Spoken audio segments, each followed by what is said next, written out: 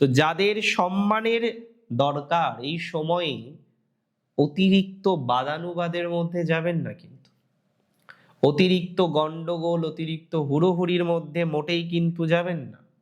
অতিরিক্ত গন্ডগোল, অতিরিক্ত হুড়োহুড়ির মধ্যে গিয়ে কিন্তু হিতে বিপরীত হতে পারে। তাহলে গন্ডগোল হুড়োহুড়ির মধ্যে যাওয়াটা আমার মনে হয় না খুব একটা উচিত কাজ হবে আপনার জন্য, বুঝতে পারছেন? গন্ডগোল হুড়োহুড়ির মধ্যে গেলে অশান্তি কিন্তু তৈরি হয়ে যেতে পারে, যাবেন না।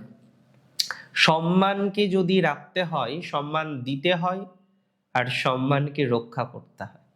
তাই এই সময়ে সম্মান রক্ষা করতে হবে। আর দ্বিতীয়ত যে কথাটা মাথায় রাখবেন, কাদায় যদি আমরা ঢিল ছুঁড়ি, কাদা কিন্তু ছিটকে আসবেই, এক ফোঁটা হলেও আসবে। তাই আমরা কাদা চাই না, আমরা কাদার এক্সপেকটেশন কেউ লাইফে করি না। আমরা চাই একটা স্পষ্ট পজিটিভ ভাইবস।